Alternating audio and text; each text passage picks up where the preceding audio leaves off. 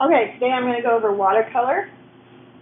Watercolor paint is very light and see-through, so if you are drawing in pencil, draw lightly because it won't cover up the pencil marks. You'll end up with pencil marks no matter what. That's why you need to draw as light as you can.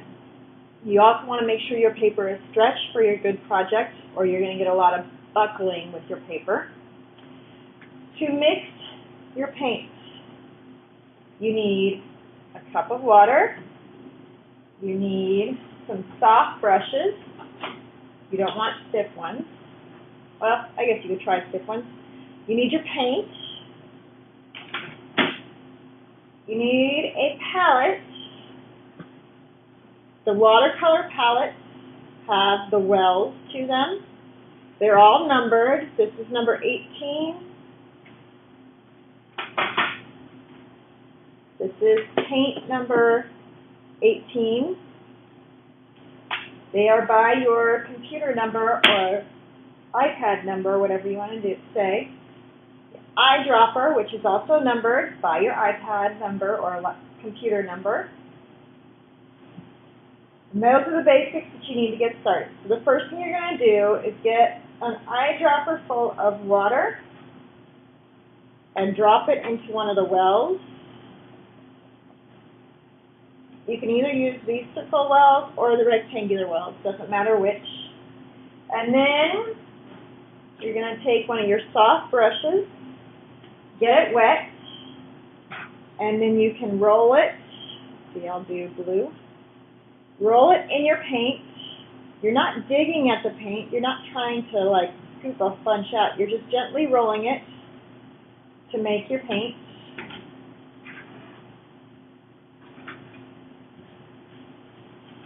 See, I spilled a little water, so I'm going to dry that up a little bit with some paper towels. Paper towels will soak up your watercolor paint too if you want, if it needs to. So the first thing I'm going to show you, I'm just going to get a little bit of paint on my brush that I mixed with the water, not the straight paint out of the tray, and I'm just going to do a nice even coating. So I start at the top, and I just go back and forth, dragging the puddle down. And when I get to a point where I'm running out of paint, a water puddle, I pick up more paint out of my mixed paint, and I start where I left off. And I don't leave any space. I go right next to it. Nice and easy. And you can see it's pretty light. That is a very light blue. You can just barely see a difference between the paper and the blue. Then I'm going to clean out my brush. I have some red already mixed. So I'm going to take a different brush, a different soft brush. I'm going to take that red, and since this is still wet, I'm going to put a line through there, and you can see it's starting to get fuzzy edges. It's not keeping its nice crisp line. Let me zoom in a little bit so you can see that better. You can see they're kind of mixing.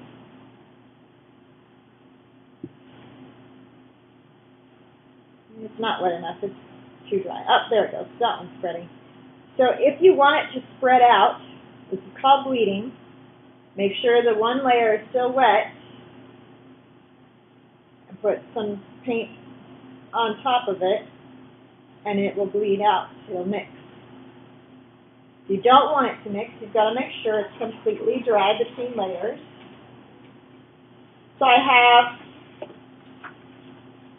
some red that I painted the first layer of. I want to preserve some of that red, so I put a piece of white tape. White tape is a little less sticky than the masking tape, so I put a piece of white tape on over here to preserve that light red. So it's light red underneath where I put that tape. I just make sure it's stuck down well. I also put down some masking fluid. It looks like this.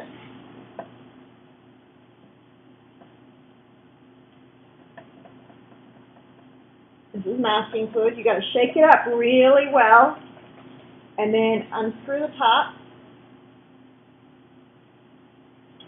and then pour it, squeeze it out where you want it to go. This will get you a thinner line. You can also use rubber cement. Make sure this is cleaned off before you go and put it back on, because you want to make sure it will close back up and be preserved. Okay, so now I'm going to take my brush with the red. I'm going to pick up that red and water that I already mixed, and I'm going to go over this a second time. So that masking fluid is completely dry. I'm going to make sure that I have that completely dry or it won't work very well. So I do add a second layer. The masking fluid, once your paint is dry, you just take an eraser and rub it off. Should probably wait till this is dry as well, but I'm going to go ahead and peel it up so you can see the difference. And it ripped my paper some, so now I have some ripped paper. That's okay. My paper must not have been completely dry. And you can see the lighter color and the brighter color. So, if you want a stronger color, you have to do it in layers. It's not just going to be a quick, go straight from the paint container. You can't go straight from the paint container to here. It's not going to work. It wouldn't be watercolor then. You have to go straight to there. You can do splatter paint, similar to acrylic paint. So you load up some of your paint, and you can mix colors too. So I think I'll make a violet now. I'm going to load up some paint, and then just tap away. Kind of let it lightly tap and you'll spread out. You can do paper towel blotch. So if I paint an area,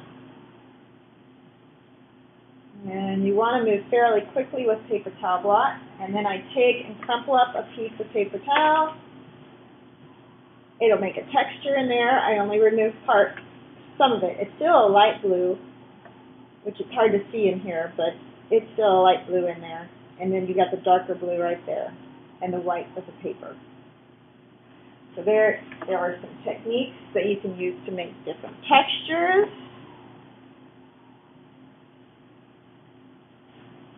And then you can experiment with salt. You can experiment with probably some dry brush maybe. Just kind of have fun with it and see what you can come up with.